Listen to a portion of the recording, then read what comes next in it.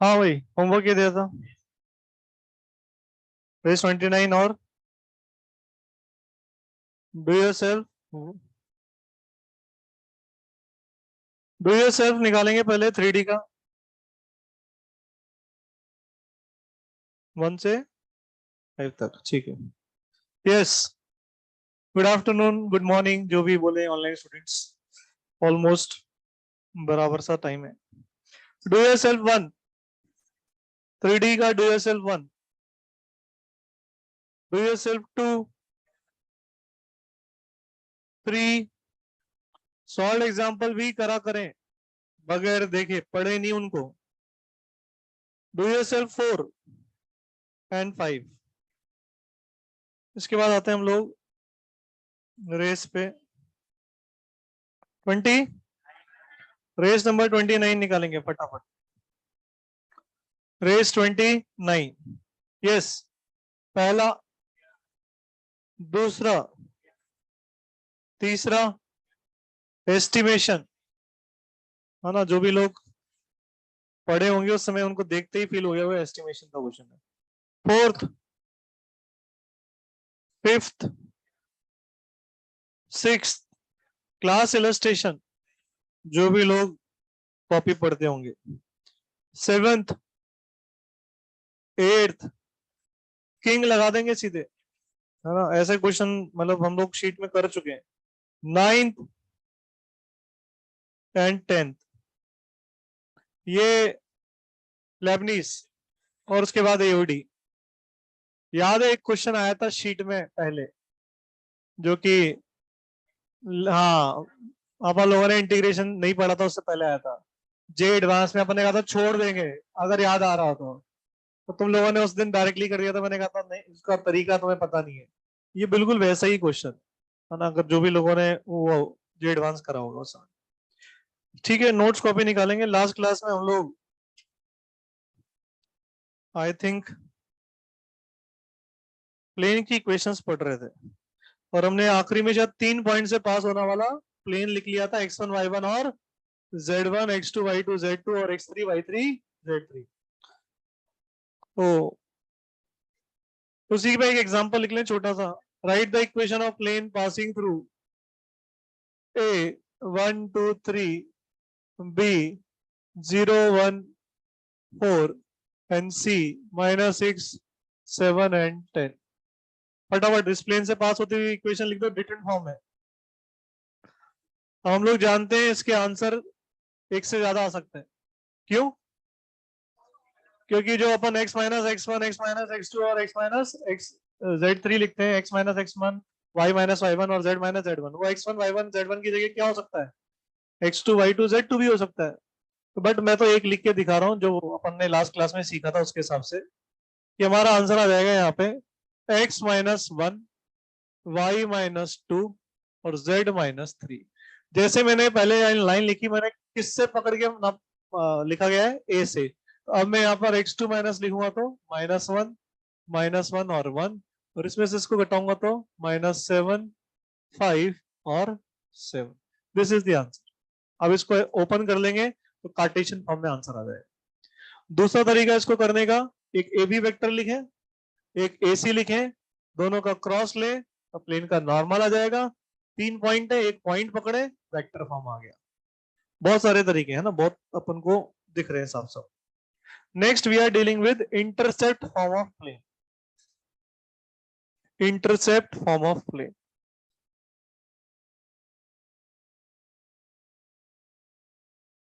तो अगर एक प्लेन के हमें एक्स वाई और जेड इंटरसेप्ट पता है, तो जैसे हमें याद है लाइन में एक्स वाई जेड, एक्स और वाई इंटरसेप्ट पता होता था, तो हम लोग लाइन की इक्वेशन लिख लिया करते थे। इसी तरह से मान लेते हैं एक प्लेन का एक्स एक्सिस पे इंटरसेप्ट ये है, वाई एक्सिस पे ये है, और जेड एक्सिस पर मान लेते हैं ये है। तो हम लोग, अब तुम्हें समझना पड़ेगा क्योंकि अगेन 3D व्यू है, तो तुम्हें समझना पड़ेगा। जैसे कि ये एक्स एक्सिस है, फील कर लेना देखो, क्योंकि बार बार ये चीजें मैं बोल रहा हूँ, नहीं फील करेंगे तो क्वेश्चन होंगे नहीं। ये एक्स है, ये वाई है और ये जेड है, और वो प्लेन ऐसे कट कर रहा है, दिख रहा है क्यों? ये तीनों एक्सेस को ऐसे कट कर रहा है। तो इसने एक्स एक्सिस को कट करा ए, वाई को कट करा बी, और इधर इस जेड को कट करा सी। तो अभी बेटा फोटो बनाऊंगा ना तो बच्चों को लगेगा ट्रायंगुलर प्लेन है, वो सामने वाला व्यू दिख रहा है अपने को। प्लेन तो एक इनफाइनाइट सरफेस होता है, तो अपने को जो दिखता है ना सामने ऐसे ज्वाइन करके अपन दिखा देते हैं, तो वो अपने को लगता है कि ये ट्रायंगुलर प्लेन होगा। नहीं, ये तो सिर्फ उतना सा पोर्शन दिख रहा है जो प्लेन इधर से काटते हुए जा रहा है। प्लेन तो एक इनफाइनाइट सरफेस है। तो हमारे पास अगर बात करें तो यहाँ पर इस प्लेन की इक्वेशन, जो प्लेन की इक्वेशन होगी वो बिल्कुल वैसे के वैसे जैसे कि अपन लाइन में लिखते हैं, एक्स अपॉन ए वाई अपॉन बी और जेड अपॉन सी बराबर 1 है। सर ये कहाँ से आ गया? तो मैं अब इतनी बार पीछे पिछली क्लास में बोल रहा हूँ, कितने पॉइंट दिख रहे हैं प्लेन पे? 3। कोई भी 2 पॉइंट से पकड़ के वेक्टर लिख के क्रॉस लेंगे तो नॉर्मल। एक पॉइंट लिखा, कार्टेशियन फॉर्म में चेंज करने के लिए आर वेक्टर को एक्स आई वाई जे और जेड के लिखा, ये बन जाएगा। समझ में आ रहा है क्या? और ये अपने को अब याद रख लेना एज अ रिजल्ट कि अगर अपने को इंटरसेप्ट पता है एक्स एक्सिस वाई एक्सिस और जेड एक्सिस पे, तो ये आंसर होता है। दूसरा, क्या मैं ये ट्राइंगल एबीसी का एरिया निकाल सकता हूँ? सर ये तो वेक्टर में ही सीख चुके हैं, तो फिर से क्या करेंगे सर, ए सी और एक सी बी वेक्टर लिखेंगे, half of A C cross C B कर देंगे, हाँ या ना? तो सर अगर ये करेंगे तो अपन को याद दिला दूं मैं कि ये करके देख सकते हो घर पे आके, आंसर आएगा अंडर रूट ए बी का स्क्वायर, बी सी का स्क्वायर और सी ए का स्क्वायर। जो लोगों को क्रॉस प्रोडक्ट निकालना आता है उनको यहाँ पर मैं ओरली दिखा देता हूँ। सी ए वेक्टर क्या होगा, ध्यान से देखना, ए आई कैप माइनस सी जे कैप, सी के कैप, और सी बी वेक्टर होगा तुम्हारे पास दिस माइनस दिस, तो बी जे कैप माइनस सी के कैप। अब इन दोनों का क्रॉस लोगे तो यू विल सी, एक ए बी के साथ आएगा आई, एक बी सी के साथ आएगा और एक सी ए के साथ आएगा, और अब उनका मैग्नीट्यूड लेंगे तो under root A B square plus B C square plus C A square और half as it is bar. दिख गया होगा है ना? तो एक तो ये अपने को याद रख लेना है, क्योंकि अगली बार के लिए अगर मुझे कभी भी x axis y axis z axis पे इंटरसेप्ट पता है तो मैं खट से एरिया, इस ट्राइंगल का एरिया निकाल सकता हूँ। दूसरा, मैं वॉल्यूम की बात करूं यहाँ, वॉल्यूम ऑफ टेट्राहेड्रॉन, टेट्राहेड्रॉन, अब टेट्राहेड्रॉन में ओ ए बी सी की बात कर रहा हूँ, दिख रहा है ना लोगों को? ओरिजिन को ले लिया रेफरेंस के लिए, तो अब ये वाला पॉइंट अपना ओ ए वेक्टर, ओ बी वेक्टर और ओ सी। इस केस में क्योंकि ओ ओरिजिन है तो ओ ए, ओ बी और ओ सी म्यूचुअली परपेंडिकुलर है, और जब तीनों म्यूचुअली परपेंडिकुलर होते हैं तो एसटीपी में जो अंदर आता है वो उनका प्रोडक्ट हो जाता है। हमारा वॉल्यूम क्या हो जाएगा? वॉल्यूम हमारा, वैसे तो मैं पूरे लिख रहा हूँ 1/6 बॉक्स ओ ए, ओ बी और ओ सी, लेकिन अगर मैं इस क्वेश्चन की बात करूं जो फोटो मैंने बना रखा है, तो ये अंदर जो बॉक्स लिखा हुआ है ना वो effectively A B C upon 6 हो जाएगा, क्योंकि वो तीनों म्यूचुअली परपेंडिकुलर है, और बॉक्स का मतलब होता है ए क्रॉस बी डॉट सी, तो वो फिर मैग्नीट्यूड वाइज एबीसी आ जाएगा। ये हमारे पास वॉल्यूम हो गया इसका, टेट्राहेड्रॉन का। अब एक और देखेंगे, लिखना नहीं है अभी है ना, बिल्कुल नहीं लिखना है। चलो तुम पहले ये लिख लो फिर मैं क्वेश्चन, क्योंकि जगह चाहिए होगी फिर क्वेश्चन करने के लिए, इतने में होगा नहीं। फटाफट कॉपी कर लो, इंटरसेप्ट फॉर्म ऑफ प्लेन। पिछली क्लास में हमने वेक्टर फॉर्म से चालू किया था प्लेन को, फिर हम कार्टेशियन फॉर्म पे आए थे जिसको हमने जनरल इक्वेशन ऑफ प्लेन भी नाम दिया था। उसके बाद जनरल इक्वेशन ऑफ प्लेन के बाद हमने वो देखे थे एसटीपी वाले फॉर्म, दो लाइंस इंटरसेक्ट कर रही हैं उसको कंटेन करने वाला प्लेन, दो लाइंस पैरेलल है उनको कंटेन करने वाला प्लेन, देखा था ना पिछली क्लास में।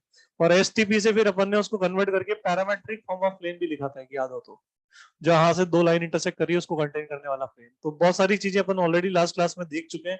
अब अपने इस में दो ही फॉर्म बचे, एक हो चुका है, एक इसके जस्ट बाद आने वाला है। एक आखिरी इंटरसेप्ट फॉर्म ऑफ प्लेन के बाद एक और फॉर्म ऑफ प्लेन बचता है, कोई बता सकता है वो कौन सा फॉर्म ऑफ प्लेन होगा?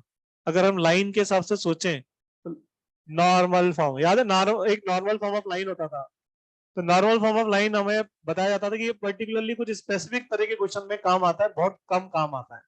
उसी तरह से नॉर्मल फॉर्म ऑफ प्लेन का भी बेहद कम लिमिटेड काम है, बहुत कम क्वेश्चंस में इसका यूज आता है।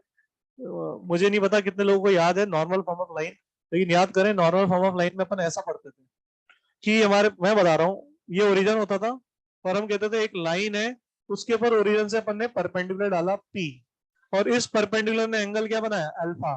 तो हम लोग इस लाइन की इक्वेशन को लिखते थे x cos alpha plus y sine alpha बराबर पी।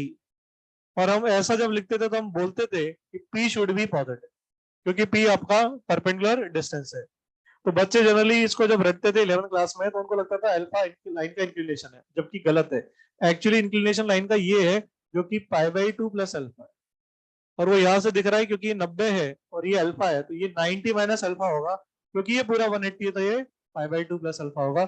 इसलिए इस लाइन का स्लोप अगर देखें ध्यान से तो माइनस का कॉट अल्फा आएगा, और वो यहाँ से minus times coefficient of x upon coefficient of y से भी दिख रहा है कि वो माइनस कॉट अल्फा आएगा। तो बिल्कुल इसी तरह से जैसे अपन परपेंडिकुलर यहाँ पे ओरिजिन से लाइन पे डाल रहे हैं, नॉर्मल फॉर्म ऑफ प्लेन में अपन ओरिजिन से परपेंडिकुलर किस पे डालेंगे, प्लेन पे डालेंगे, बस इतना सही होगा और कुछ नहीं होगा उसके अंदर। और इत्तेफाक की बात बताऊं, अगर ध्यान से देखेंगे जब मैं लिखूंगा तो कुछ लोग उसको देखते ही याद करेंगे सर ये तो हम लोग वेक्टर में ही पढ़ चुके हैं, उनको दिखेगा वो फॉर्म, अगर उन्होंने ध्यान से देखा तो उनको दिखेगा सर ये फॉर्म तो आपने वेक्टर के दौरान ही बता दिया था।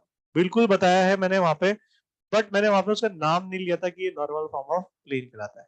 आज हम उसका नाम ले रहे हैं क्योंकि हम उसको डिफाइन करेंगे कि इसको नॉर्मल फॉर्म ऑफ प्लेन कहते हैं। अभी करने वाले विद इन 5 मिनट्स एक क्वेश्चन पहले, लेकिन इसके ऊपर कर लिया जाए, जो सामने अपने इंटरसेप्ट फॉर्म ऑफ प्लेन लिखा हुआ है इसके ऊपर।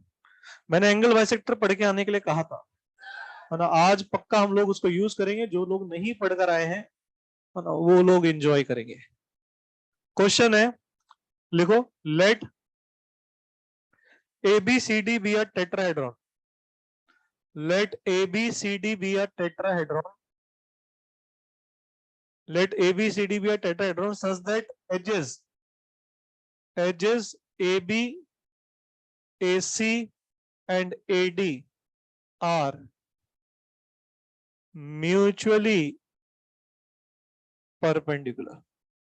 AB, AC and AD are mutually perpendicular. Full stop.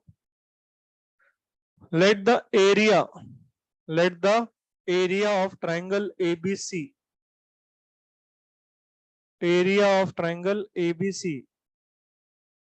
is 3 square units.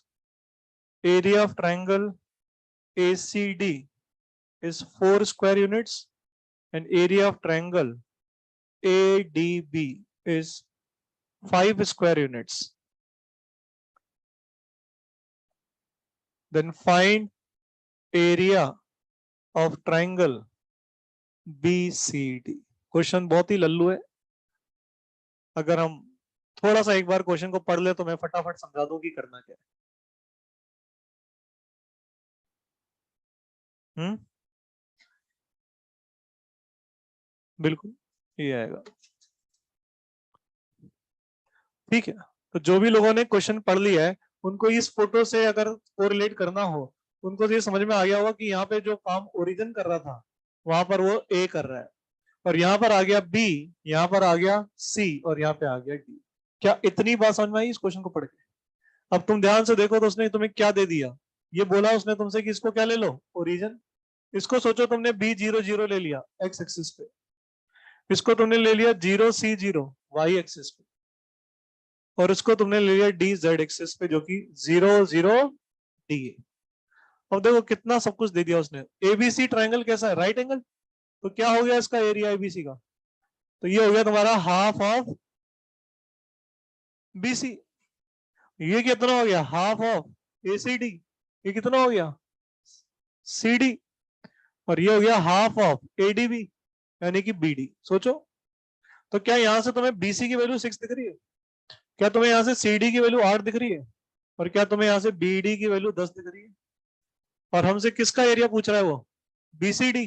अभी देखो वहां सामने लिखा हुआ है हमारा BCD का एरिया कितना हो जाएगा, हाफ ऑफ इंटरसेप्ट। तो इंटरसेप्ट क्या है, BC, तो पहले BC का स्क्वायर, फिर CD का स्क्वायर, और फिर DB का स्क्वायर। क्या ये सारा डेटा सामने लिखा हुआ है? बस ये उठाया और यहाँ पे आंसर आ गया। कितना आ जाएगा ये, 6 स्क्वायर 8 स्क्वायर और 10 स्क्वायर। 6 स्क्वायर 8 स्क्वायर को 100 जाएगा, 100 और 100 कितना हो गया, 200। 200 का अंडर रूट लेंगे तो 10√2, 10√2 के नीचे 2 यानी कि 5√2। आंसर 5√2। वेरी इजी क्वेश्चन है ना, वो पीछे का जो अभी पढ़ा है जस्ट वही यूज किया, कुछ नया यूज नहीं किया ना। जो भी लोग ध्यान से देख रहे हैं इजीली समझ में आ रहा हो।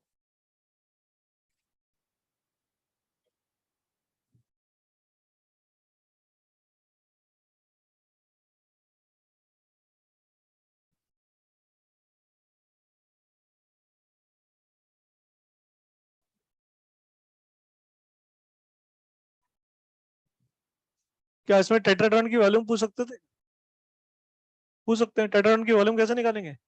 1/6 BCD। सर बीसीडी तो कैसे निकलेगा? निकल जाएगा। ये देखो इन तीनों इक्वेशन को मल्टीप्लाई कर दो, तो ये बीसीडी का स्क्वायर लिखा है, बीसीडी आ गया।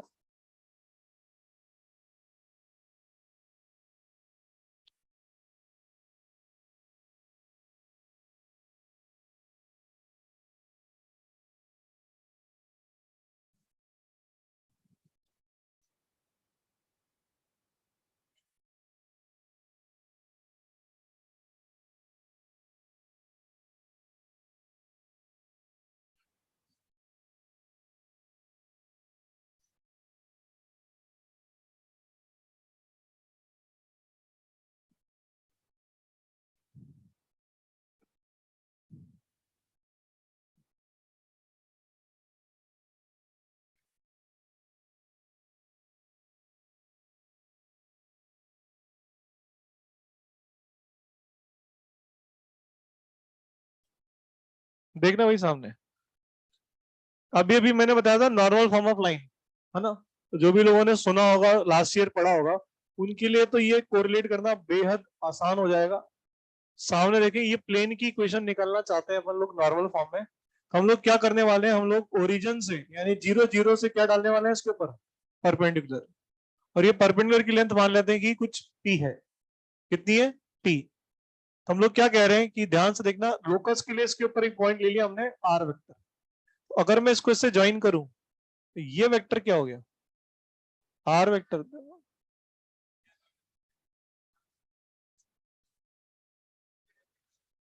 किसके अलाउंग? नॉर्मल के अलाउंग। तो मान लेते हैं कि ये जो नॉर्मल वेक्टर अपन ने परपेंडिकुलर डाला वो कौन है? N cap. तो क्या कह सकते हैं अपन यहाँ पे, r dot N cap is equal to p। और where this p should be positive, क्योंकि ये परपेंडिकुलर डिस्टेंस को डिनोट कर रहा है। ये हम वेक्टर में पढ़ चुके हैं, याद हो तो। जब मैंने r minus A dot N लिखा था तो उसको मैंने दो तरह से लिखा था। तो याद समझो, यहाँ पर जब एन कैप लिखते थे तो अगर उधर वाले p को क्या बना दे, पॉजिटिव, ये बन गया नॉर्मल फॉर्म ऑफ। बस वहां पे नाम नहीं दिया था अपन ने। आज अपने को पता चला कि इसको क्या कहते हैं, नॉर्मल फॉर्म ऑफ प्लेन। अब ध्यान से देखना, इसको कार्टेशियन में चेंज करना हो तो सुनना ध्यान से। कार्टेशियन में चेंज करना होगा तो आर वेक्टर को क्या लिखते हैं, एक्स आई वाई जे और जेड ए। सुनना ध्यान से, एन कैप कौन है, यूनिट वेक्टर। 3D में यूनिट वेक्टर कौन होता है, L M N D Cs. ये हो गया L I cap, M J cap और एन के कैप। ये उठा के यहां रख दो, क्या बन गया देखो, एल एक्स एम वाई और एन जेड बराबर पी। ये तुम्हारा 3D फॉर्म आ गया। किसका? इस प्लेन का, इस प्लेन का। नहीं समझ में आया? अब इसका इंपॉर्टेंस क्या है? तो जैसे मैंने कहा ना, बहुत लिमिटेड सा इसका इंपॉर्टेंस है, बहुत ज्यादा कुछ इसका मतलब काम नहीं है हमारे। जैसे कि नॉर्मल फॉर्म ऑफ लाइन भी बहुत कम ही काम आता था। लेकिन अगर मैं इसका यूज दिखाना चाहूँ अभी के अभी, तो दो चीजों से इसका अपन यूज कोरिलेट कर सकते हैं। सामने देखना एक बार। पहली चीज तो ये है कि कल को अब कोई भी बच्चा इसके इस फॉर्म में इसको कन्वर्ट कर दे, तो ये पी क्या डिनोट कर रहा है यहाँ पे? तो ये पी आपको डिनोट कर रहा है, P is perpendicular distance of plane from origin. समझ गए क्या? तो एक तो ये इस तरह से लिखने पे अपने को क्या मिल जाएगा, ओरिजिन से उस प्लेन का परपेंडिकुलर डिस्टेंस मिल जाएगा। आया ना? तो जैसे एग्जांपल के तौर पे किसी ने बोला आर डॉट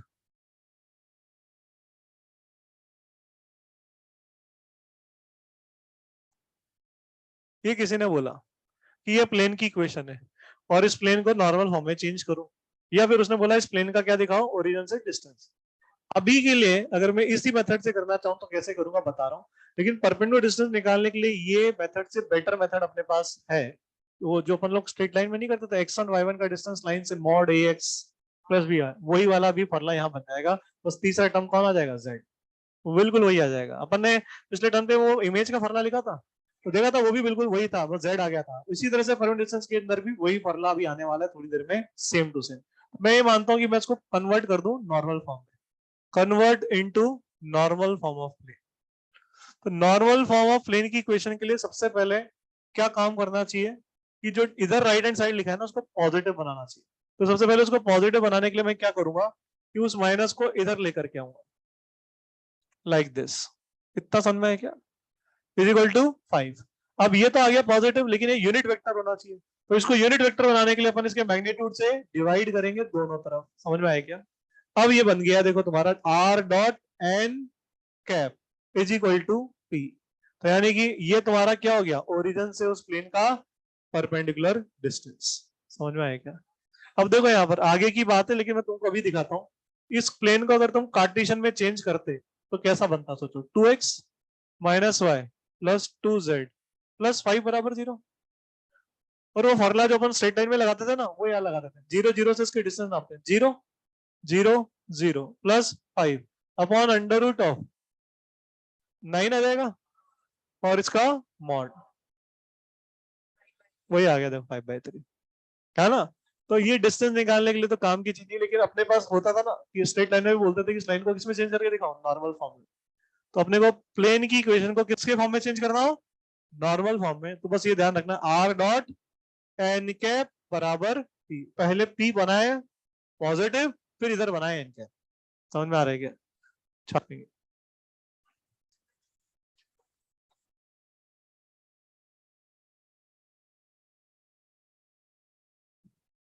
मैं फिर बोलूंगा, मतलब बेहद आसान है। इसमें यहाँ पर कोई परेशानी वाला कोई भी एंगल वेक्टर 3D में नहीं होता है। स्टूडेंट को बस लगातार मेहनत करनी होती है, क्वेश्चंस अपने आप बनते हैं।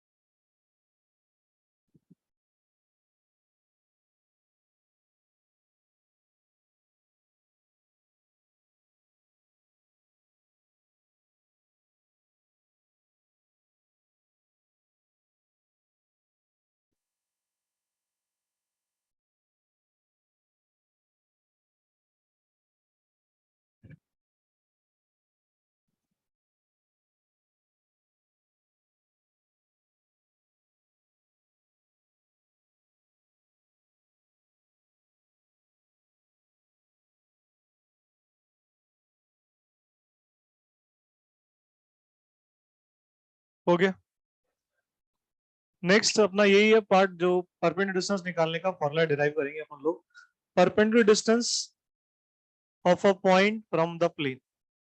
Perpendicular distance of a point from the plane. perpendicular distance of the point from the plane.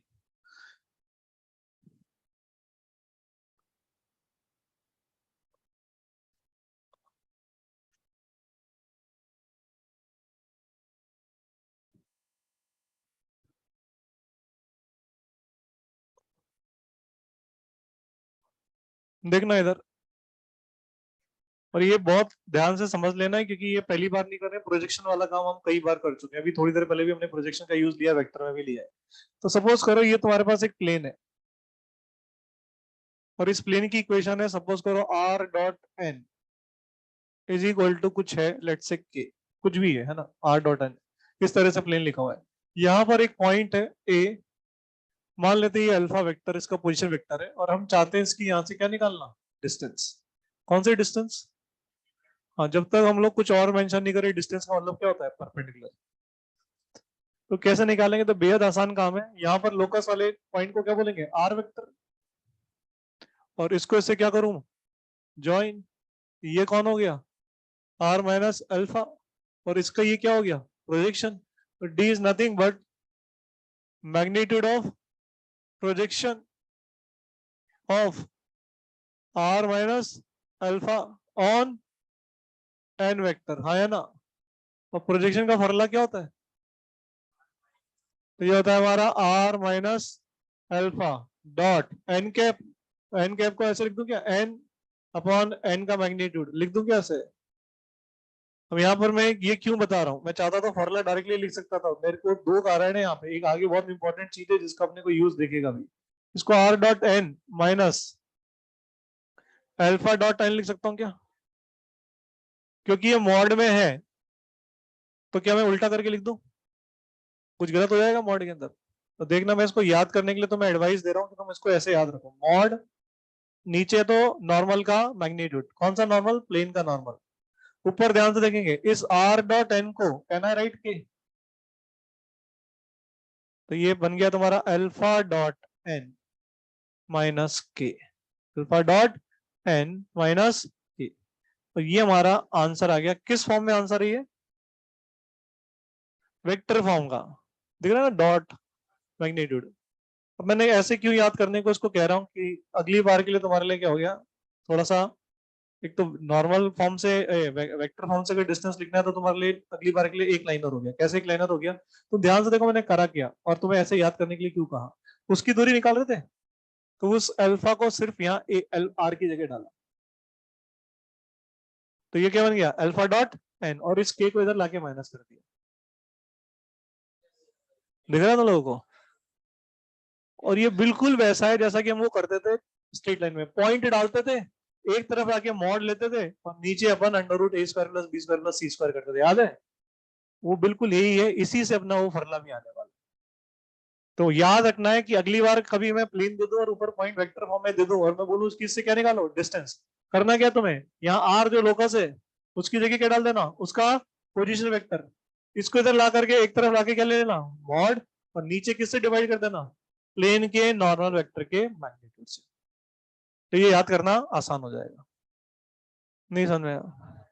ठीक है, अभी आगे काम आएगा जब मैं एंगल बाइसेक्टर पढ़ाऊंगा, तब मैं फिर यही यूज करूंगा, ये बोल के कि अपन ने पीछे डिराइव किया था, और डिराइव किया है अपन ने हम, तो इसलिए ये याद रखना है। दूसरी चीज, अब यहीं पर ही इसको कार्टेशियन फॉर्म में चेंज कर रहे हैं, तो कार्टेशियन फॉर्म में चेंज करने का मतलब है कि अब हमें किसी ने इस प्लेन की इक्वेशन सपोज करो ऐसे लिख दी, a x d y c z plus d बराबर 0। तो इस प्लेन का नॉर्मल कौन हो गया, ए आई कैप, बी जे कैप, और सी के कैप।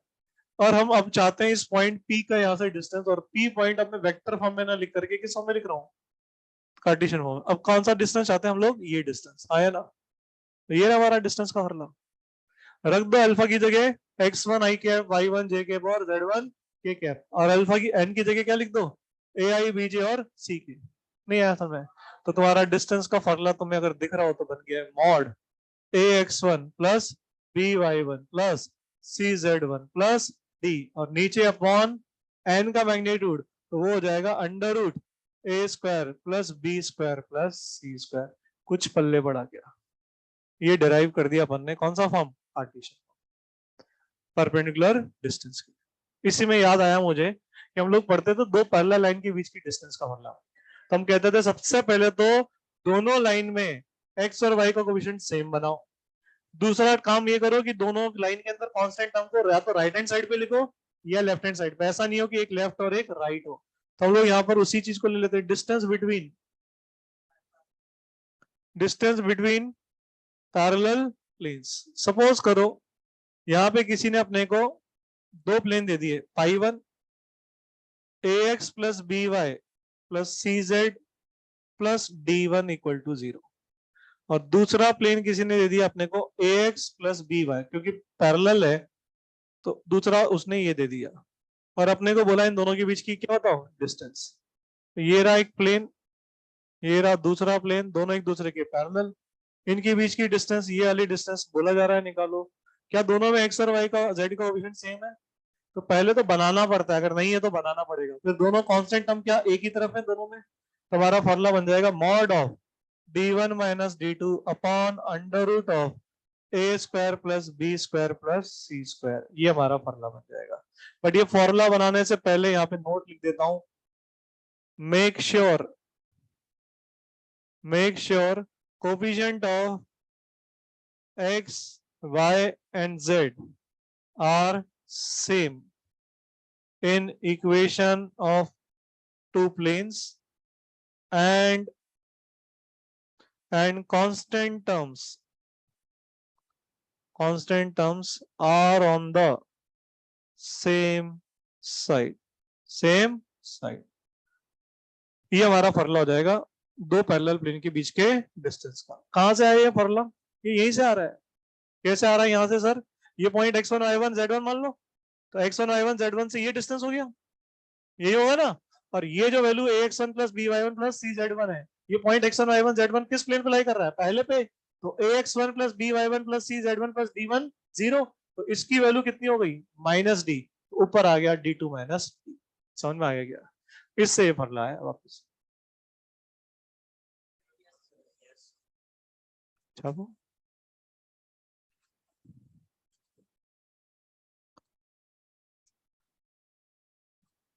पीछे की बहुत सारी चीजों का यूज आता है वेक्टर 3D में, और अगले दो चैप्टर में भी। अगले दो चैप्टर कौन से?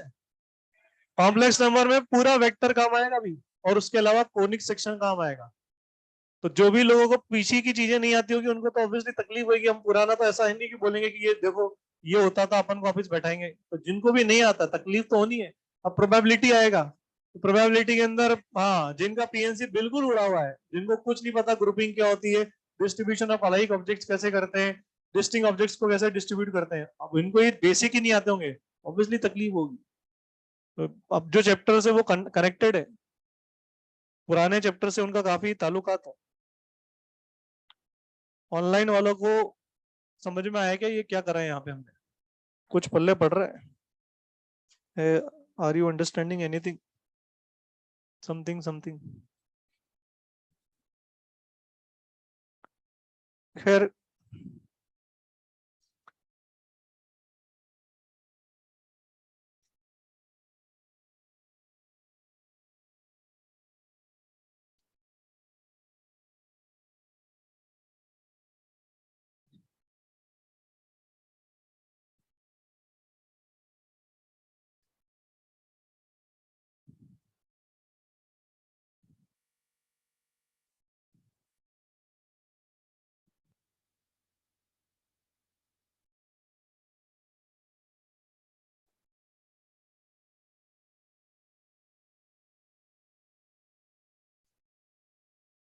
पीछे बैठ गया वो आज, आगे बैठ रहा था 2-4 दिन से। पिछली बार कुछ कहा था तो अपन ने पीछे बैठ गया, बुरा लग गया उसको, रूस गया रूस।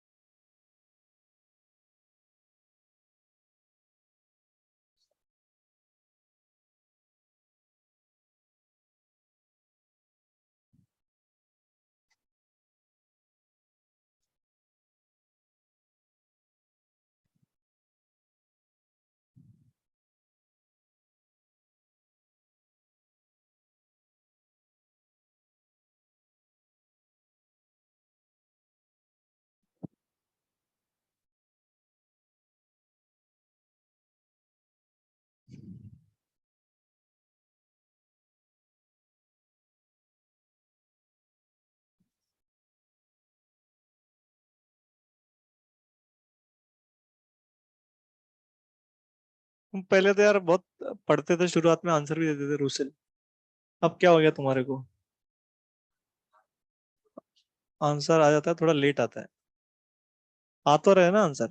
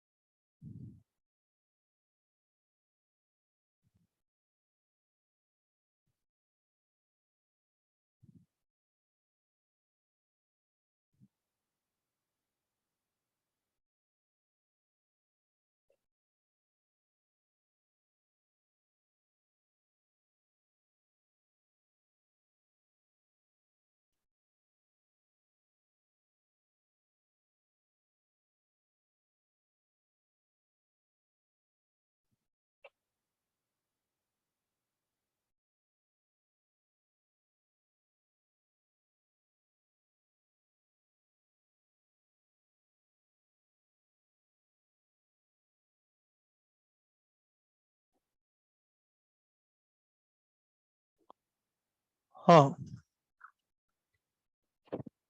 क्या हम प्लेन्स को देखते पहचान सकते हो पैरेलल है या परपेंडिकुलर? पैरेलल तो फटाफट दिख जाएगा। परपेंडिकुलर के थोड़ा सा मेहनत करना पड़ेगा।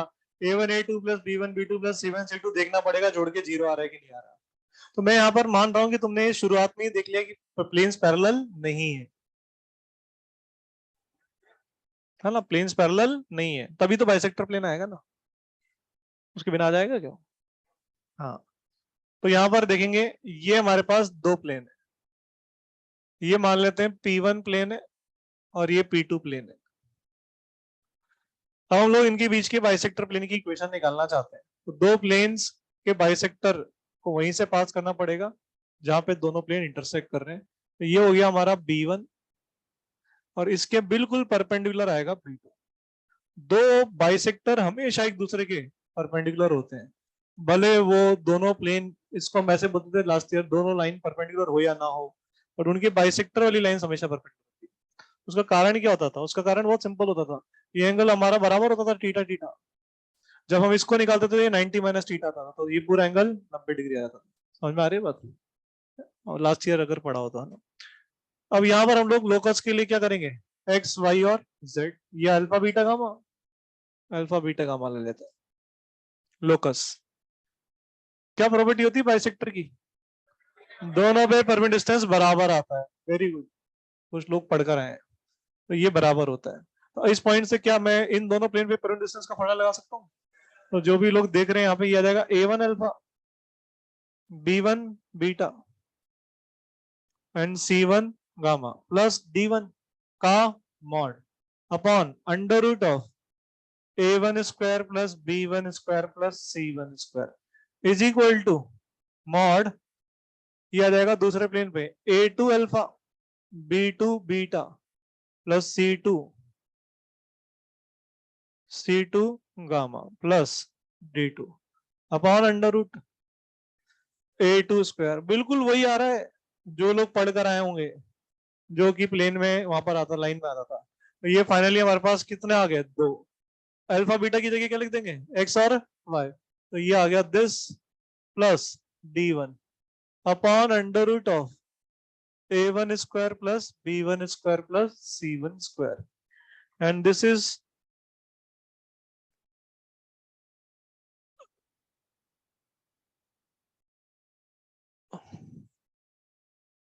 and this is equals to plus minus a2x b2y c2z plus d2 upon under root a2 square plus b2 square plus c2 square. वही आ गया बिल्कुल। अब हमें पता लगाना होता था कौन सा एक्यूट है और कौन सा ऑब्ट्यूस। याद आ रहा है? तीन तीन मेथड बताए गए थे। तो मैं एक मेथड की यहाँ ओरली चर्चा कर रहा हूँ। पहले हमें कहते थे कि पहले प्लेन में कांस्टेंट टर्म को पॉजिटिव बनाओ और फिर a1 a2 plus b1 b2 और अब c1 c2 को कैलकुलेट करो। तो अगर कांस्टेंट टर्म पॉजिटिव बनाने के बाद a1 a2 plus b1 b2 plus c1 c2 positive आता है तो प्लस साइन लेने के साथ ऑब्ट्यूस मिलता है और माइनस के साथ एक्यूट। और अगर a1 a2 plus b1 b2 plus c1 c2 negative आएगा तो माइनस के साथ ऑब्ट्यूस आएगा और प्लस के साथ एक्यूट आएगा। ऐसा बोला जाता था। वैसे ही अपन यहाँ पर भी बोलेंगे। तो एक तरीका तो वो है। दूसरा तरीका है एंगल बिटवीन द प्लेन का कॉन्सेप्ट यूज करते हुए। अगर मैं यहाँ पर एक बाइसेक्टर प्लेन और एक गिवन प्लेन के बीच का एंगल थीटा निकाल लूं, तो अगर ये थीटा है तो क्योंकि ये बाइसेक्टर है तो ये भी कितना होगा? थीटा। तो मैं 2 थीटा की वैल्यू देख लेता हूँ 90 से ज्यादा है या कम। अगर 2 थीटा की वैल्यू 90 से कम हुई तो वो एक्यूट, तो ये एक्यूट तो वो ऑब्ट्यूस। और अगर ये 2 थीटा की वैल्यू 90 से ज्यादा आई तो ये ऑब्ट्यूस तो वो एक्यूट। समझ में आया क्या? तो उसके लिए मुझे क्या करना पड़ेगा? मुझे इस प्लेन का नॉर्मल पता है। ये बाइसेक्टर यहां से आ गया तो मैं पकड़ के उठा लूंगा, एक प्लस साइन के साथ आ जाएगा और एक माइनस। सिंप्लीफाई करूंगा तो इसका भी नॉर्मल आ गया। अब दोनों प्लेन का क्या पता है? नॉर्मल। तो उनके बीच में डॉट ले लूंगा। डॉट लेके मैं उनमें कॉस थीटा का मॉड निकालूंगा और कॉस थीटा के मॉड से मुझे थीटा मिल जाएगा। थीटा मिल जाएगा तो 2 थीटा मिल जाएगा। 2 थीटा मिल गया तो दिख गया कि 2 थीटा 90 से बड़ा है या छोटा। ये दूसरा तरीका हो गया। तीसरा तरीका होता था परपेंडिकुलर डिस्टेंस नापने वाला। वो थीटा से ही रिलेटेड होता था क्योंकि ये डिस्टेंस बड़ा और ये कम, तो ये एंगल थीटा होता था तो ये बड़ा और ये कम, तो perpendicular distance upon base is tan theta. तो अगर ये बड़ा और ये कम तो यानी tan थीटा 1 से बड़ा, और tan थीटा 1 से बड़ा मतलब थीटा π/4 से बड़ा, तो वो सेकेंड वाले के बराबर ही है। तो बेटर है कि दो ही याद रखें, दोनों से काम चल जाएगा। तो यहां तक आए पहले, फिर मैं यहाँ पे एक नोट लिखा था। पहुंचे यहां तक फटाफट।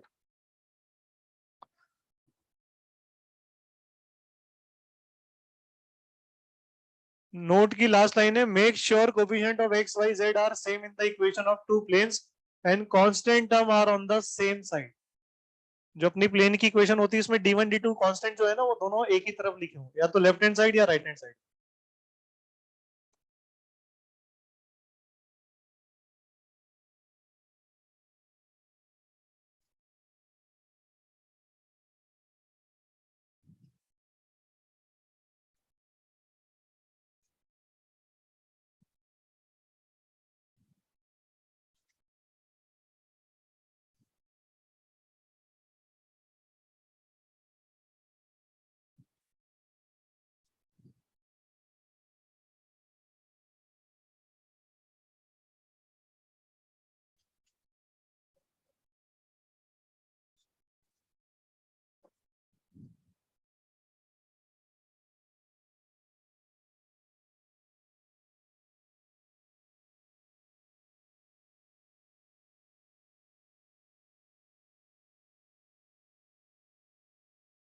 लिख लिया? मतलब ये समझ में तो आ ही रहा होगा ना। ये सब कुछ वैसा का वैसा ही है जैसा कि हम लोग लास्ट ईयर स्ट्रेट लाइन में देखते थे, बस वहां पे एक्स और वाई में चल रहा था, यहाँ पर जेड का एक्स्ट्रा इन्वॉल्वमेंट आ गया है। या the position of point with respect to line, same concept यहाँ पर भी वही। अपन दोनों पॉइंट को डालेंगे प्लेन में और उसने क्या दिया? सेम साइन, तो वो एक ही तरफ हो गया। और अगर अपोजिट दिया तो अपोजिट साइड। फिर याद करेंगे क्वेश्चन, याद दिलाता हूँ जो बड़ा मतलब फेमस क्वेश्चन होता था हमारे उस समय, एक वो पी ए प्लस पीबी बराबर minimum, P A minus PB maximum, याद है? वो सब यहाँ पे पूछ लो सेम टू सेम। जैसे वहां करते थे इमेज लेते थे वहां पे, यहाँ पर वहां पे लाइन में इमेज लेते थे, यहाँ पे प्लेन में ले लेंगे।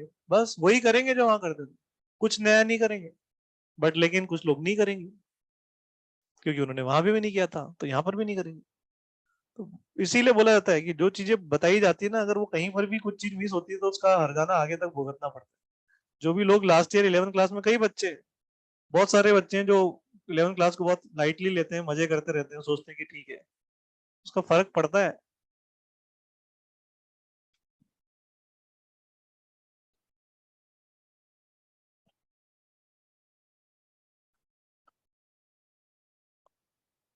वहां नोट में लिखेंगे अपन लोग अगर पहुंच गए हो तो, how to determine acute angle and obtuse angle bisector.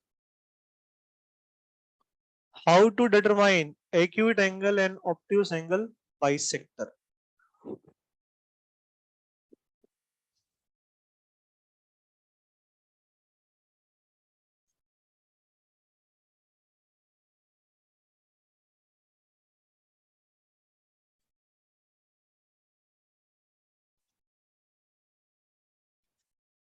How to determine acute angle and obtuse angle bisector.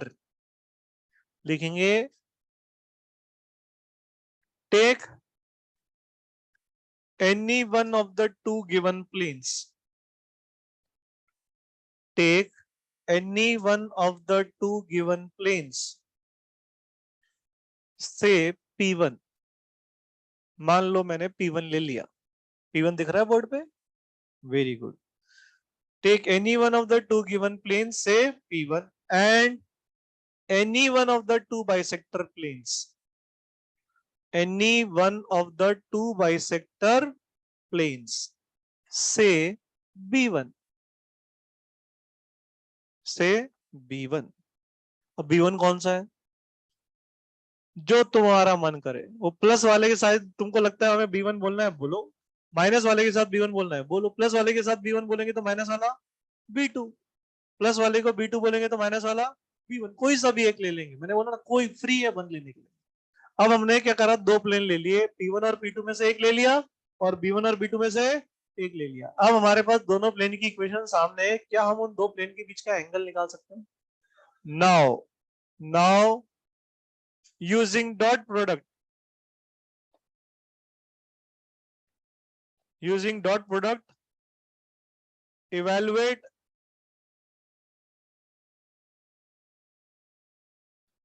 the value of mod cos theta. Evaluate the value of mod cos theta. Mod cos theta, magnitude, mod cos theta. Bracket में लिखो, where theta is the angle between, where theta is the angle between, where theta is the angle between, किसके between? जो हमने बात करी है P1 and B1. Theta is the angle between the plane P1 and B1. लिख लिया यहाँ तक? अब इसके बाद थोड़ा मुझे लिखना पड़ेगा, सामने देखें। इसके बाद हम कॉलन लगा के लिखेंगे।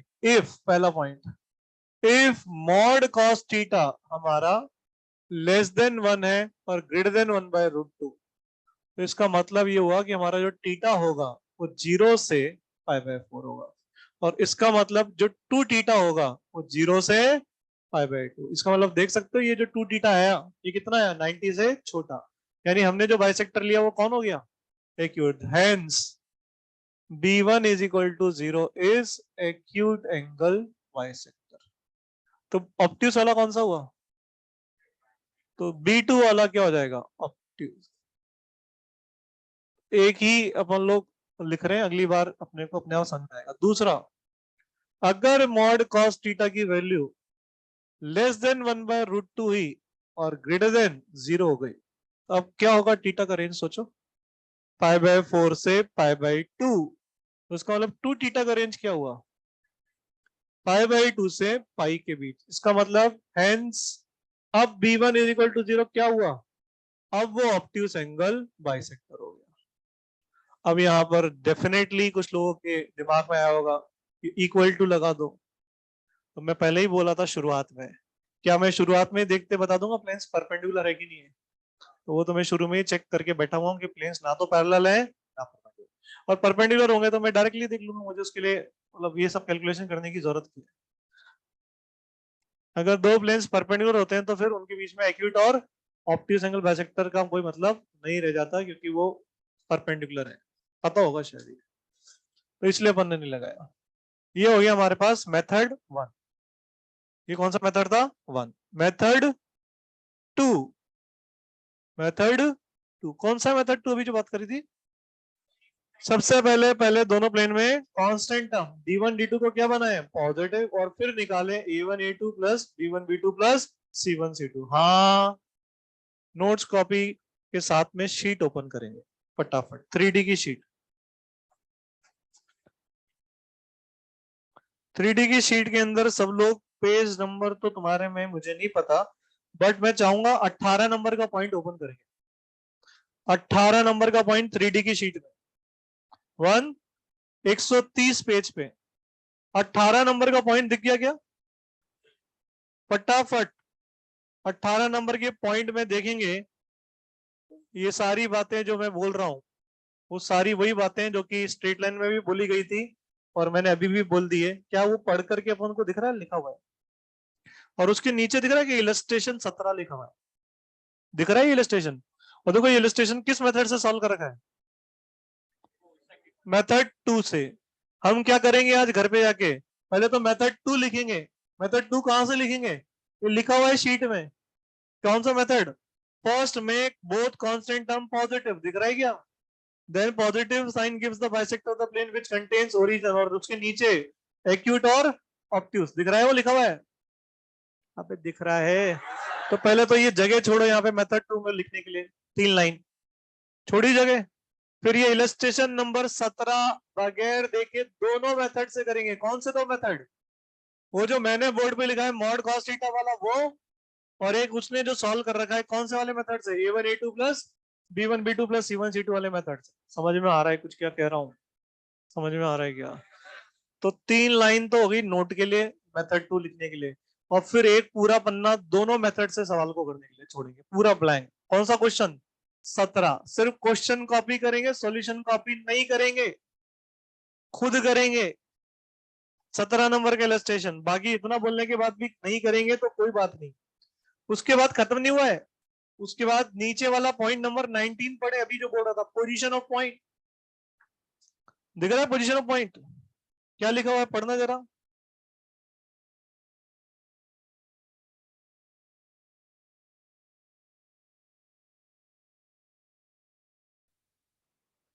हाँ बस, है ना, जिनको स्ट्रेट लाइन आता है उनको पता है, वही लिखा हुआ है ना। लाइन में बोलते थे दोनों पॉइंट को लाइन में डाल दो, दोनों सेम साइन देंगे तो एक तरफ होगा, अपोजिट देंगे तो आजू बाजू होगा। वही वहां लिखा हुआ, लाइन की जगह प्लेन है, जेड आ गया एक्स और वाई की जगह, बस, है ना। साथ में जेड भी आ गया, ठीक है। इंजॉय करेंगे। डू योर सेल्फ 7 दिख रही है सबको? डू योर सेल्फ 6 दिख रही है सबको? और अपन ने आज कहां तक करी थी? 5। तो एक तो ये दो डू योर सेल्फ हमारा अभी से ही अपन लोग लिख ले की होमवर्क है। Do your self 6 and 7। अब वापस से अपन बोर्ड पे जाते हैं, सामने आए। कितने पेज छोड़े?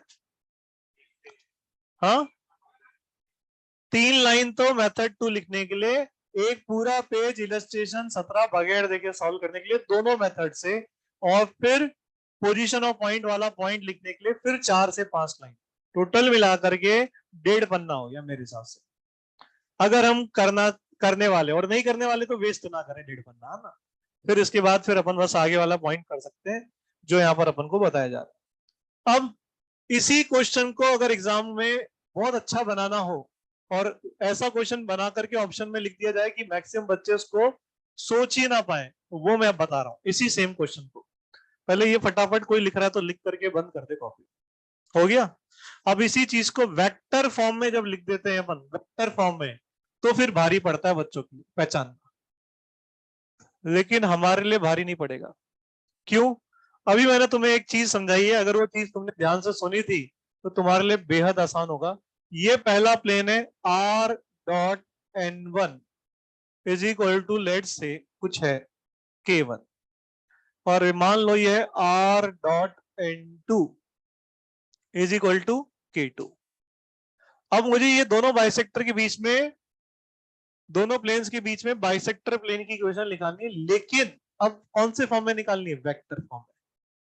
तो अगर कोई भी स्टूडेंट ध्यान से सुन रहा था, थोड़ी देर पहले मैंने भी वेक्टर फॉर्म में परपेंडिकुलर डिस्टेंस निकालना सिखाया था, तो मैं अब यहाँ पर लोकस के लिए क्या लूंगा? r, और अब मैं r से इस पे और इस पे ये डिस्टेंस को बराबर करूंगा। और अभी थोड़ी देर पहले मैंने बताया था कि अपन कैसे बराबर करेंगे। B1 एंड B2 की जो इक्वेशन आ जाएगी अब मेरे पास वो ये आएगी कि इसकी जगह मैंने कहा था वो पॉइंट डाल देना, तो वो तो आ रही है क्योंकि वो तो लोकस है, तो यहाँ पे आ जाएगा R dot N1 minus K1 का मॉड अपॉन नॉर्मल का मैग्नीट्यूड, और इज इक्वल टू इसी तरह से दूसरे में करेंगे तो R dot N2 minus K2 upon magnitude. समझ में आएगा? और अब मैं ऊपर वाला मॉड हटाऊंगा तो क्या लग जाएगा, प्लस, और क्योंकि ये तो देखो वेक्टर का मैग्नीट्यूड है, हम ऊपर वाली चीज का मॉड हटा करके दो आंसर निकाल सकते हैं, और तुम्हें ध्यान से अगर दिख रहा हो तो ये ऐसा कुछ नजर आएगा,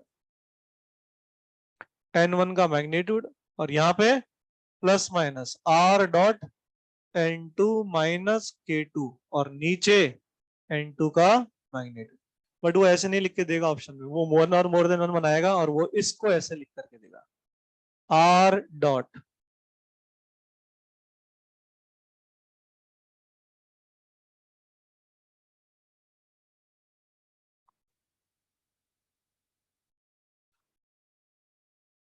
दिख रहा है तुम लोगों को?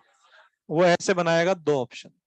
अब किसी को लग रहा है सर दो का है तो चार है, दो ही है, वो प्लस लेंगे ना तो यहाँ पे प्लस और यहाँ प्लस ही आएगा, और अगर यहाँ क्या लेंगे माइनस तो यहाँ माइनस और यहाँ माइनस आएगा, और ये हो गया तुम्हारा vector form of bisector planes, यानी कि वेक्टर के फॉर्म में बाइसेक्टर प्लेन की इक्वेशन। और ये बहुत हाई प्रोबेबिलिटी है कि ये आए क्योंकि ये अभी तक छुआ नहीं है, वेरी हाई प्रोबेबिलिटी लिख सकते हैं।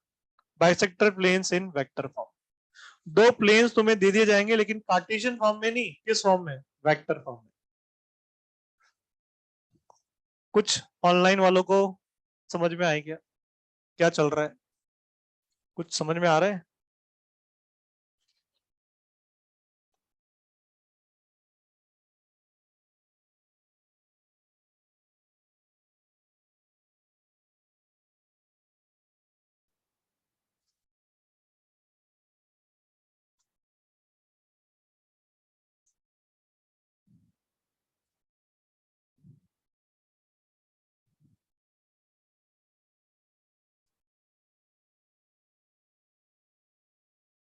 ये तो आज ही पढ़ा है अभी, परपेंडिकुलर डिस्टेंस वाला तो क्लास की शुरुआत में। तो अभी ऑनलाइन के अंदर दो तीन लोगों के अलावा बाकी को ये परपेंडिकुलर डिस्टेंस कैसे निकाला और कैसे इक्वेट करके इक्वेशन निकाली समझ में नहीं है। कोई बात नहीं है ना, छोड़ देंगे।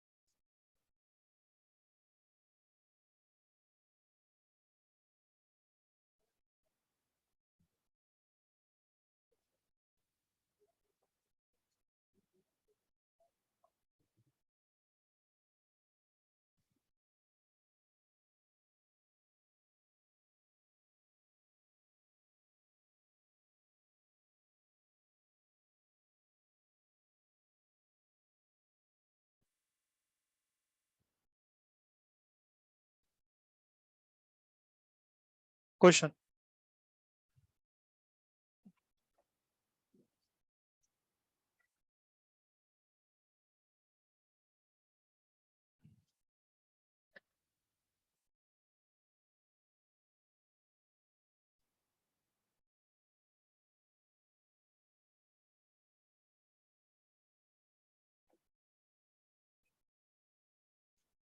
find the equation of plane parallel to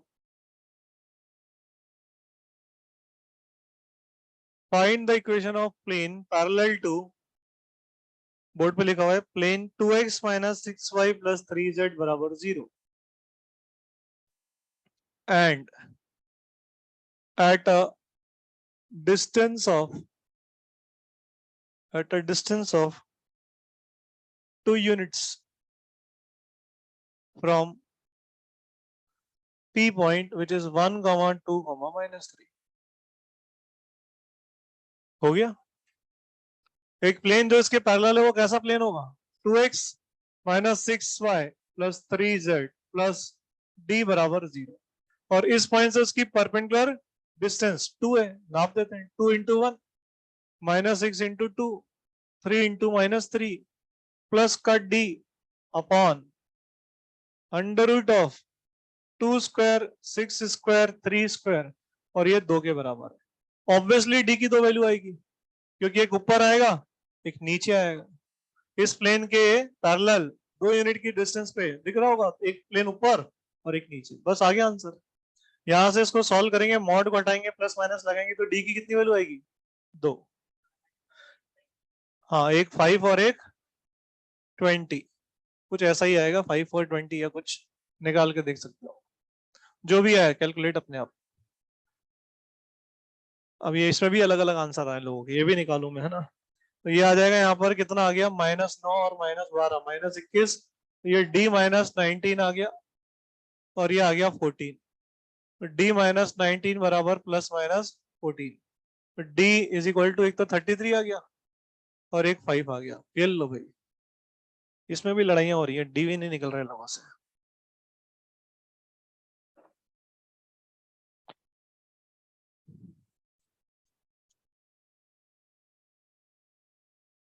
अगला क्वेश्चन करेंगे इसमें। Find the equation of plane which is parallel to the plane x plus 5y minus 4z plus 5 बराबर 0। Find the equation of plane which is parallel to this plane and sum of whose intercepts on coordinate axis is 19 units. Also find the distance between these two planes. इन दोनों plane के बीच की distance बताओ।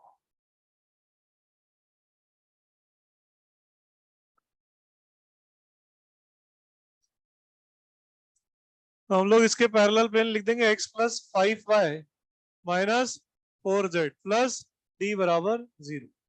अब यहां से हम लोग x intercept कैसे निकालेंगे? y और z को 0 डालेंगे तो माइनस d आ गया। y इंटरसेप्ट निकालेंगे तो माइनस d बाय 5 आ गया और z इंटरसेप्ट निकालेंगे तो वो d बाय 4 आ जाएगा। और इन सबको जोड़ें तो माइनस डी बाय 5 और d बाय 4 का सम हमें क्वेश्चन में 19 के बराबर दे रखा है। तो यहां से मैं अगर d को कॉमन ले लूं तो एलसीएम आ गया 20, ये आ गया माइनस का 20 और ये माइनस का 4 और ये प्लस का 5 इज इक्वल टू 19। ये माइनस का 19 बन रहा है तो माइनस का 19d upon 20 is equal to 19। 19 से 19 गया तो d की वैल्यू आ गई माइनस का 20। d की वैल्यू कितनी आ गई? -20। वो यहाँ रख देंगे। अब ऑब्वियसली ये प्लेन आ गया P1 प्लेन अपने को x plus 5y minus 4z plus 5 बराबर 0 दे रखा है और जो हमारा प्लेन P2 आया वो x plus 5y minus 4z minus 20 आ गया। अब इन दोनों प्लेन के बीच की डिस्टेंस पूछी जा रही है तो पहले तो x y z का कोफिशिएंट सेम बनना चाहिए। क्या सेम ऑलरेडी है? और फिर कांस्टेंट टर्म को देखें क्या दोनों एक तरफ है। हमारा डिस्टेंस का फॉर्मूला आ जाएगा 5 माइनस -20 और नीचे आ जाएगा under root of 1 square plus 5 square plus 4 square, तो ये अपने पास 25/√42 कुछ आएगा। बस दैट्स इट, हो गया क्वेश्चन।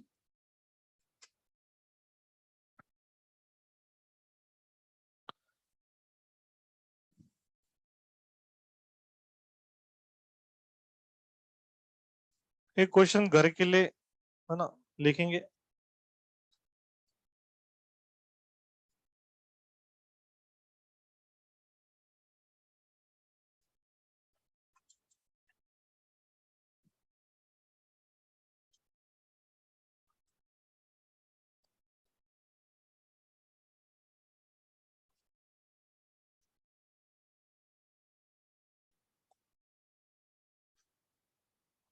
लिखो घर के लिए question.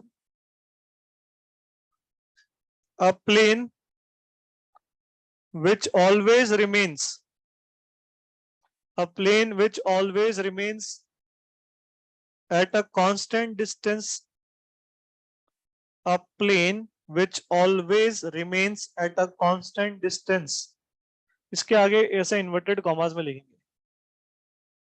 P from origin, a plane which always remains at a constant distance P from origin cuts the coordinate axis, cuts the coordinate axis at A, B, C, capital A, capital B, capital C, क्योंकि we are talking about points. Cuts the coordinate axis at capital A, capital B, capital C. Full stop. Fine. Very easy question, है ना? But provided you go in the right direction. Find the locus of के बाद ऐसे colon लगा करके पहला point, centroid of plane face ABC, और दूसरा है, ये नाम सुने में काफी टाइम हो गया बट याद होगा कुछ लोगों को, centre of tetrahedron OABC। O is origin, क्या होता था सेंटर, चारों पॉइंट के पोजीशन वेक्टर डिवाइडेड बाय 4, ये होता था। तो ये दो पार्ट है, दोनों अगर पहला हो गया तो दूसरा आराम से हो जाएगा। पहले के आंसर से दूसरा बच्चे ओरली प्रिडिक्ट कर लेते हैं, आंसर ये होगा ना, दिख जाता है उनको। बहुत ही इजी क्वेश्चन है, I think very straight forward question, और अगर सोचेंगे तो हो जाएगा। अब कौन सा ऐसा आर्टिकल है जो स्ट्रेट लाइन में पढ़ते हैं वो अभी तक नहीं आया, इसमें रिफ्लेक्शन नहीं है अभी तक, है रिफ्लेक्शन नहीं आया भाई।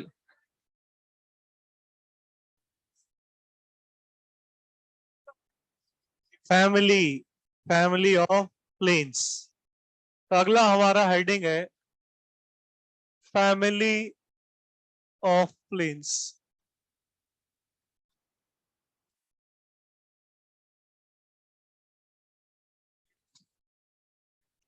सामने सामने देखेंगे, वेक्टर का लास्ट आर्टिकल जब खत्म किया था, तो लास्ट आर्टिकल वेक्टर का खत्म किया था तो बोला था यहां से एक तरीके से 3D शुरू हो गया है, और वो था वेक्टर प्रोडक्ट ऑफ 4 वेक्टर्स। तो वहां पर हमने बात करी थी line of intersection of 2 planes की। तो अगर हम ध्यान से देखें यहाँ पर, जैसे हम लोग याद करें, हम लोग लाइन के अंदर फैमिली ऑफ लाइंस को कैसे इंट्रोड्यूस करते थे, तो हम कहते थे 2 लाइंस हैं, ये मिल गई तो एक पॉइंट आया ए कॉमा बी, ये लाइन L1 इक्वल टू 0 है, ये लाइन L2 इक्वल टू 0 है, इसको x1 y1 ले लेते हैं, x1 और y1।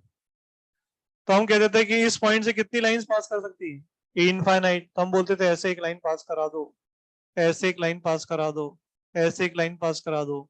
फिर हमने इन लाइंस को बोला ये लाइंस L1 और L2 की फैमिली के मेंबर होते हैं, और इनको A times L1 plus B times L2 करके लिख देते हैं।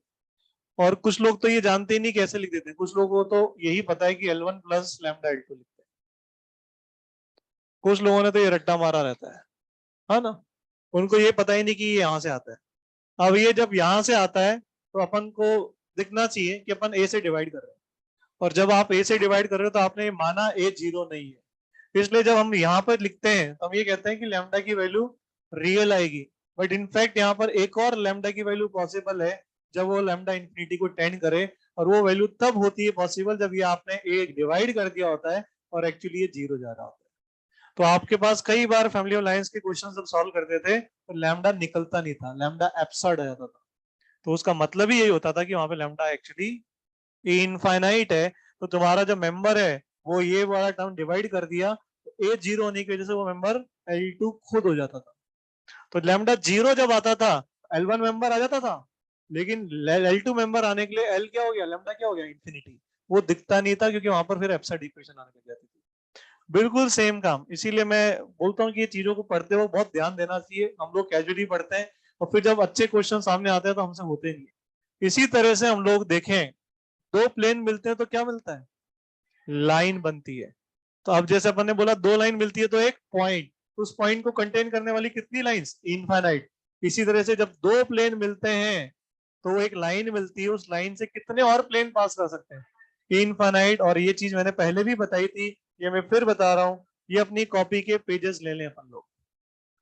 ये हमारे पास एक कॉमन लाइन दिख रही है, ये एक प्लेन, ये दूसरा प्लेन, ये तीसरा प्लेन। कितने प्लेन्स हैं, इनफाइनाइट, और सब इस लाइन को क्या कर रहे हैं, कंटेन। यानी कभी भी इस तरह की चर्चा हो कि एक प्लेन दो प्लेन की लाइन ऑफ इंटरसेक्शन को क्या कर रहा है, कंटेन, इसका मतलब एक क्वेश्चन किसका हो गया, फैमिली ऑफ प्लेन्स का। तो यहाँ पर शुरुआत कैसे करेंगे कि अपने पास दो प्लेन होंगे, ये अपन ने बताया P1, ये P1 इज इक्वल टू 0, ये हमारा प्लेन हो गया P2 इज इक्वल टू 0। और इन दोनों प्लेन का नॉर्मल हमारे पास मान लेते हैं कि N2 है और N1 है। ये दोनों प्लेन को ये लाइन इंटरसेक्शन है इन दोनों प्लेन की, जिसको हम लोग, ये ऊपर तक जा रही है कोई लाइन है, इसको हम यहाँ पे शो कर रहे हैं AB से। And this line is known as line of intersection of two planes, two planes. और इस लाइन का डायरेक्शन वेक्टर बताया था आपने को। तो हमको कहते हैं कि जिस प्लेन में लाई कर रही है उन दोनों प्लेन के नॉर्मल का क्रॉस ले लो, या तो N1 क्रॉस N2 या N2 क्रॉस N1, दोनों ही सही है क्योंकि लाइन आगे भी जाती है और पीछे भी जाती है, बाई डायरेक्शनल होती है। अब यहाँ पर हम लोग बात कर रहे हैं कि इसी को कंटेन करने वाला एक प्लेन ऐसा भी हो सकता था, ये रहा एक लाइन को, इस लाइन को कंटेन करने वाला, ऐसे इस लाइन को कंटेन करने वाला एक प्लेन ऐसा भी हो सकता था। तो there could have been infinite planes, और ये जो प्लेन्स इस तरह से लिखे जा रहे हैं ये इनके फैमिली के मेंबर हैं। हम इनको क्या लिख सकते हैं, AP1 plus BP2 equal to 0। और यहां से हम लोग कह सकते हैं कि अगर हम ए को क्या माने, नॉन जीरो, और ए जीरो वाला केस में लैम्डा क्या जाएगा, एब्सर्ड, तो फिर हम कह सकते हैं कि ये कन्वर्ट हो जाएगा किसमें, P1 प्लस लैम्डा P2 में। ये बात का अंदर से अंदाजा होना चाहिए कि लैम्डा जीरो होने पे P1 मेंबर आ गया, P2 कब आएगा, जब ये लैम्डा, हाँ, यानी आपके पास कोई ऐसी इक्वेशन आ जाए जिसको आप सॉल्व नहीं कर पा रहे, यानी लैम्डा कट गया जैसे दोनों तरफ, और कटने के बाद मान लो ऐसा आ गया -2 बराबर 4, तो इसका मतलब क्या हो गया, तुमने जिस चीज को काटा था वो रियल है ही नहीं, यानी लैम्डा उस जगह कहाँ जा रहा था, इनफाइनाइट। और वो इसलिए जा रहा था क्योंकि तुमने किससे डिवाइड किया, ए से, और वो ए जीरो था। समझ में आया हो तो अच्छी बात है, अदरवाइज छोड़ देंगे। ये हमारा कहलाता है फैमिली ऑफ प्लेन्स। समझ में आ गया क्या, फिर बोलूंगा ऐसी लाइन अगर सुनने को मिले कि जो दो प्लेन की लाइन ऑफ इंटरसेक्शन है वो किसी और प्लेन पर लाई कर रही है, यानी वही इंटरसेक्शन जो P1 और P2 की है प्लेन की, वो अगर किसी और प्लेन पर लाई कर रही है, तो डेफिनेटली ये तभी पॉसिबल है जब वो प्लेन P1 और P2 की फैमिली का मेंबर है। यानी उसको कैसे लिख सकते हैं हम लोग, P1 प्लस लैम्डा P2। आ गया समझ में, छापेंगे। अच्छा, ये कुछ नहीं, हाँ,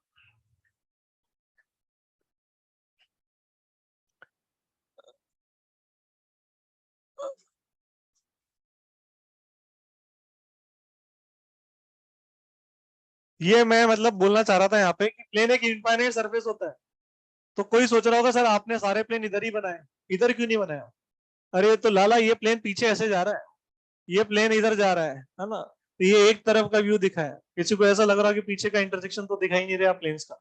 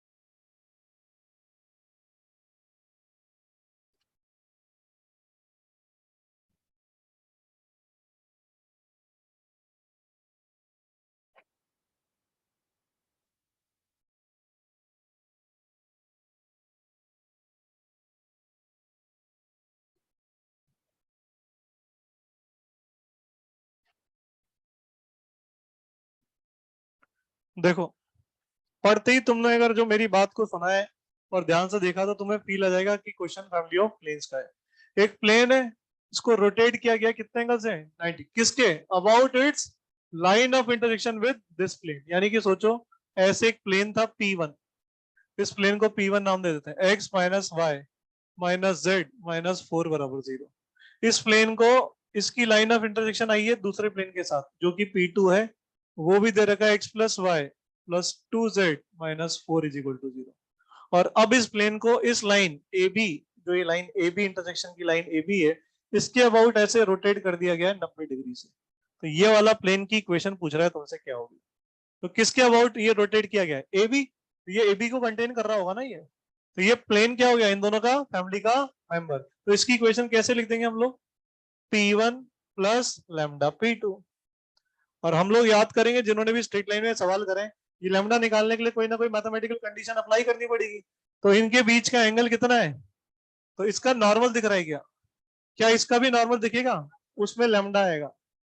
और अब क्या करेंगे? इसका नॉर्मल और इसके नॉर्मल का डॉट 0 कर देंगे, आंसर आ गया। तो हम लोग यहाँ पर देखें ये क्या बनेगा, मैं डायरेक्टली लिख रहा हूँ। P1 प्लस लैम्डा P2 करेंगे तो 1 प्लस लैम्डा इंटू एक्स आएगा। फिर दिस इंटू दिस करेंगे तो ये लैम्डा माइनस 1 इंटू वाई आएगा। फिर दिस इंटू दिस करेंगे तो यहाँ पे 2 लैम्डा माइनस 1 इंटू जेड आएगा। और यहाँ पे आएगा माइनस फोर लैम्डा। ये मेरा ये वाला प्लेन आ गया। अब मुझे इन दोनों प्लेन के नॉर्मल को डॉट 0 करना है। तो एक तो N1 का डॉट, और एक ये जो मैंने प्लेन लिखा है इसका डॉट 0 होगा, क्योंकि इनके बीच का एंगल 90 डिग्री है। तो ये आ गया तुम्हारे पास। डॉट 0 करेंगे तो देखो, मैं डायरेक्टली लिख रहा हूँ 1 प्लस लैम्डा इंटू 1, यानी 1 प्लस लैम्डा ही आ गया। एक आएगा माइनस 1 इंटू दिस करेंगे तो 1 माइनस लैम्डा। और फिर यहाँ पर इसको दिस इंटू दिस करेंगे तो 1 माइनस 2 लैम्डा। और इज इक्वल टू कितना? 0। और यहाँ पर हम देखें तो ये कट गया, लैम्डा की वैल्यू कितनी आ गई? 3/2। बस इसको उठा करके I will put over here, answer आ गया। इसका आंसर आ गया रिक्वायर्ड प्लेन का। इधर देखिए सामने दूसरा क्वेश्चन भी सेम लैंग्वेज, बट अब कौन से फॉर्म में लिखा है? वेक्टर फॉर्म में। मैंने कहा ना, एक ही क्वेश्चन को वो दो अलग अलग तरीके से लिख देंगे, एक बार वेक्टर फॉर्म में एक बार कार्टेशियन फॉर्म में। करना सेम काम होगा, बट अपीयरेंस वेक्टर फॉर्म का थोड़ा डरावना होता है। इसको देखना, इक्वेशन ऑफ प्लेन क्या लिखा है? Containing the line of intersection of these two plane. तो आंसर क्या हो गया हमारा? हमारा आंसर हो गया P1, ये P1 हो गया, प्लस लैम्डा P2। अबे गधों, ये होगा ना इसका आंसर। ये हो गया हमारा आंसर। अब इस प्लेन का नॉर्मल वेक्टर क्या होगा सोचो। R डॉट N1 भी है और R डॉट लैम्डा N2 भी है। तो नॉर्मल वेक्टर क्या हुआ? N1 and lambda N2। अबे, और ये इधर आके Q1 प्लस लैम्डा Q2। अब ये मेरा आंसर है, ये मेरा प्लेन का आंसर है जो मेरे से वो पूछ रहा है। क्या अननोन है यहाँ पे? उसके लिए देखो उसने आगे कुछ बोला है। ये जो प्लेन है वो पैरेलल है किसके? लाइन के। प्लेन लाइन के पैरेलल मतलब, प्लेन लाइन के पैरेलल मतलब लाइन का डायरेक्शन वेक्टर और उस प्लेन के नॉर्मल वेक्टर के बीच का एंगल 90 डिग्री, यानी डॉट 0। तो इस किसके प्लेन के लाइन के इंटरसेक्शन के पैरेलल है वो? इस parallel to the line of intersection of दो प्लेन दे रखे। कौन सी लाइन ऑफ इंटरसेक्शन का डायरेक्शन हो गया? इस लाइन ऑफ इंटरसेक्शन का डायरेक्शन वेक्टर क्या हो गया?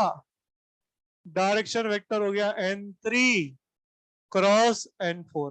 और क्या कंडीशन लगाएंगे हम लोग? इसका इसके नॉर्मल के साथ डॉट क्या होना पड़ेगा? 0। यानी कि condition is N1 plus lambda N2 का डॉट किसके साथ? N3 क्रॉस N4 के साथ 0। मुझे तो STP दिख रहा है यहाँ पे। यहाँ पर देखें, इसका डॉट लेंगे तो ये आएगा N1 N3 N4 का बॉक्स, और यहाँ आएगा लैम्डा टाइम्स N2 N3 और N4 का box is equal to 0। Therefore lambda कितना आ गया? Minus times box N1 N3 N4 divided by box N2 N3 N4। बस हो गया, क्वेश्चन खत्म। ये लैम्डा की वैल्यू को उठा करके यहाँ पुट कर देना, आंसर आ जाएगा।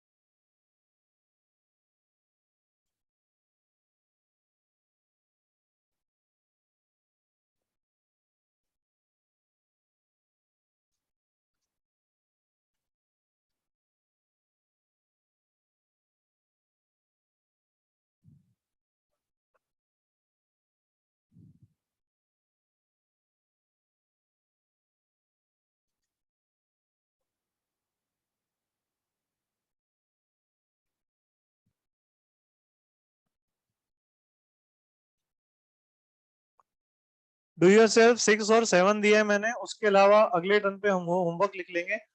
प्लेन खत्म हो गया है हमारा, है ना। प्लेन की थ्योरी यहाँ पे खत्म होती है, बस एक क्वेश्चन और देना है अभी, ओपन इसके बाद देख लेंगे। तो हमारा होमवर्क रहेगा ओवन एक्सरसाइज में, लिख लो। ओवन एक्सरसाइज में 1 से लेकर के क्वेश्चन नंबर 1 से लेकर के क्वेश्चन नंबर 15 तक, 1 से लेके 15 तक ओवन में। इसके अलावा S1 के अंदर हम लोग लिख सकते हैं 1 से लेकर के क्वेश्चन नंबर 5 तक। और याद दिलाना चाहूंगा S1 का क्वेश्चन नंबर 4 वेक्टर के दौरान ही हो गया था, एक आर्टिकल पढ़ाते वक्त, जिन लोगों ने, है ना। हाँ वो बिल्कुल। तो यानी कि इफेक्टिवली S1 में 1 से 5 बोला तो है, लेकिन करने 4 ही है। रेस नहीं है होमवर्क में। रेस आज हमने कौन सा 29 किया था, वही है। जिसके पास समय हो, अगर वो करना चाहे तो रेस कर सकते हैं। रेस 33 तक ही हमारी रेस रहेगी जो अपने को करनी है, इसके आगे रेस नहीं मिलेगी। हमारी 29 हो चुकी, तो हमारे को कितनी रेस और करनी है? 4। तो वो तो हम बड़ी आराम से कर लेंगे, ज्यादा रेस इसके आगे है नहीं हमारे।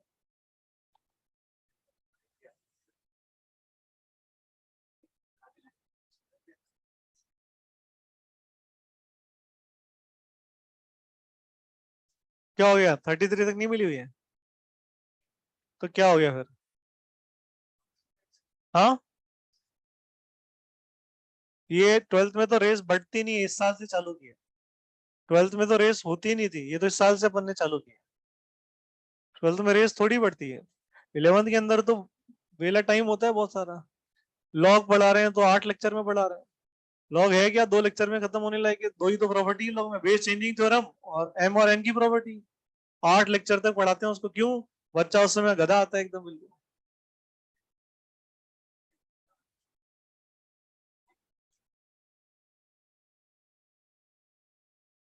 हो गया बस, आगे बढ़ेंगे। कहाँ गया गोलू? ठीक है। अभी कोई भाग नहीं रहे, अभी एक क्वेश्चन क्लास में होगा और एक घर के लिए दिया जाएगा, शांति से बैठे रहेंगे चुपचाप।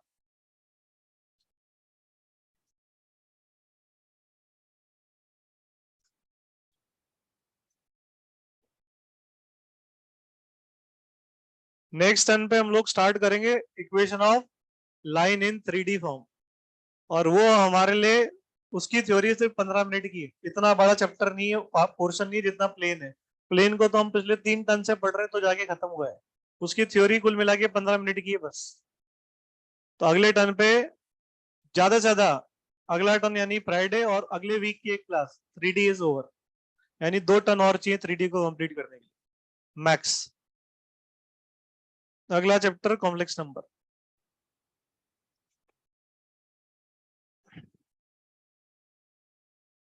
बोलो क्वेश्चन। बोलो, बोलो क्वेश्चन बोलो। Find the equation of plane, find the equation of plane coaxial, coaxial, COAXIAL, coaxial. Find the equation of plane coaxial, coaxial with the planes, with the planes. और वो बोर्ड पे लिख दिया, R.N1 is equal to Q1 and R.N2 is equal to Q2। Coaxial का मतलब यहाँ पे क्या है? Having the same line of intersection, यानी उस प्लेन का लाइन ऑफ इंटरसेक्शन वही है जो कि इन दोनों प्लेन का है। Coaxial with the planes this and passes through, passes through, passes through a point with position vector a vector। क्या क्वेश्चन खत्म हो गया क्या? ये बिल्कुल यही क्वेश्चन हो गया, ये वाला। ये यहां तक दिख रहा है क्या सब लोगों को? हमारा जो प्लेन है वो इनके साथ क्या है? कोएक्सियल। तो ये हमारा P1 प्लस लेमडा P2। अब इस लेमडा को निकालने के लिए क्या करना है? इस आर वेक्टर की जगह सिंपली क्या रख देना है यहाँ पे? ए, बस। तो यहाँ पर हम क्या करेंगे, पुट इस आर वेक्टर को पुट कर देंगे ए वेक्टर एंड गेट लेमडा, जो भी लेमडा आएगा। हो गया, सवाल खत्म। तो यहाँ पर एक नया शब्द उसने इस्तेमाल किया अंग्रेजी का, कौन सा, कोएक्सियल, जो हमारे लिए कोई मतलब ऐसा नहीं था, डिफिकल्ट था कि जिसको हम पकड़ नहीं पाते। एक आखिरी क्वेश्चन घर के लिए दे रहा हूं, घर से अपन थोड़ा सोच के लाएंगे इसके ऊपर, है ना। अच्छा क्वेश्चन है, थोड़ा सा कैलकुलेशन भी है इसमें।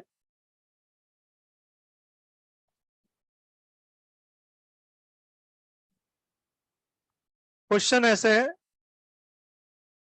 होमवर्क के लिए जो दे रहा हूं मैं, फाइंड रिफ्लेक्शन। रिफ्लेक्शन मतलब इमेज, रिफ्लेक्शन का मतलब क्या होता है, इमेज। तो फाइंड रिफ्लेक्शन ऑफ प्लेन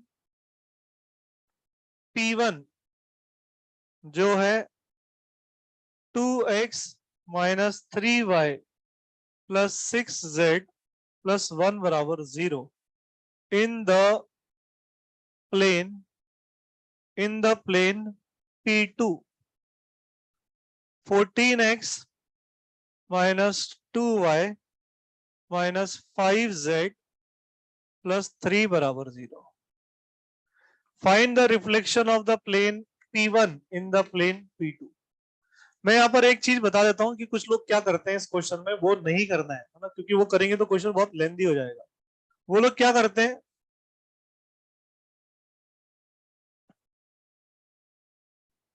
कि जैसे अपन को लास्ट ईयर स्ट्रेट लाइन में अपन पढ़ते थे x minus Y is equal to 2 है, जैसे तो इस लाइन में कितने पॉइंट है।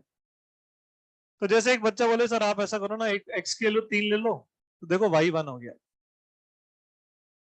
इसी तरह सर x को 0 ले लो तो y कितना हो गया, -2। ऐसे में इनफाइनाइट पॉइंट्स लिख सकते हो इस लाइन के ऊपर। तो क्या करते थे, जैसे मैंने पूछा कि इस लाइन की इमेज इस लाइन में बताओ, और ये लाइन मान लो कुछ और है, 2x माइनस 3y प्लस 4 बराबर 0। तो वहां पर क्या था, बहुत आसान होता था कि अपन इस पे ये 2 पॉइंट ले लिए अपन ने, 3 और 1, और ये पॉइंट आ गया 0 और -2, और हम इसकी क्या निकाल देते थे, इमेज, ऐसे इस लाइन में, और फिर वो हमारा a डैश हो जाता था और ये b डैश, और इसको ज्वाइन करके हम क्या लिख देते थे, लाइन। तो वो तो कन्वीनियंट था, ज्यादा बहुत मुश्किल वाला काम नहीं है। अब वही चीज अगर बच्चा यहाँ पे लगाए, तो अपने को यहाँ पर ये प्लेन है P1, इसकी इमेज ये दूसरे प्लेन में निकालनी है इसमें। तो बच्चे क्या कहते हैं कि सर जो रिफ्लेक्शन वाला प्लेन आएगा वो मान लो कुछ ऐसा आएगा। अब इस प्लेन में सर मैं 3 पॉइंट निकाल देता हूँ, 3 पॉइंट प्लेन में आ गए तो अपना आंसर आ जाएगा। तो वो क्या करते हैं, यहाँ पर 3 पॉइंट ले लेते हैं इस प्लेन में ए बी सी, और फिर ए की इमेज निकालते हैं इसमें, फिर बी की इमेज निकालते हैं इसमें फॉर्मूले से, और सी की निकालते हैं। हो तो गया सवाल, है ना, लेंदी हो गया।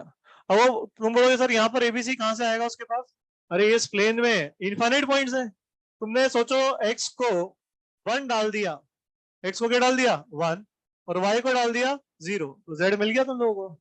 इसीलिए तो तुम सोचो जेड को 0 डाल दो तो 2x माइनस 3y प्लस 1 बराबर 0, इसमें x की अलग अलग वैल्यू डालोगे तो तुम्हें 3 पॉइंट तो मिल ही जाएंगे। तो वो बच्चे ये काम करते हैं कि इमेज निकाल देते हैं। इमेज कहाँ से निकाल देते हैं, फॉर्मूले से, जो अपन ने रिफ्लेक्शन का इमेज का फॉर्मूला दिया था, हाँ या ना। बट मजा नहीं है ना, बेकार मेथड है ना। तो हम लोग थोड़ा सा यहाँ पे क्या है, घर से सोच के आए कि सर इसको इस मेथड से करते तो ये क्वेश्चन जल्दी भी हो जाता और हमारे को मेहनत भी कम लगती। तो सोच कर आए घर से, इसीलिए दिया है। अभी अगर टाइम होता तो मैं क्लास में ही करवाता ये काम सोचने का, लेकिन अपने अभी अननेसेसरी 10-15 मिनट चले जाएंगे। तो अपन घर से सोच के आए, स्पेशली जो भी लोग पढ़ने वाले हैं उनसे कह रहा हूँ, सब तो नहीं करेंगे काम, लेकिन जो पढ़ने वाले बच्चे हैं वो सोच के लाएं ताकि उनका दिमाग यहाँ पर यूज हो और उन्हें कोई अच्छा मेथड दिखे, बेटर मेथड दिखे। That's it, the end of the class, homework बता दिए।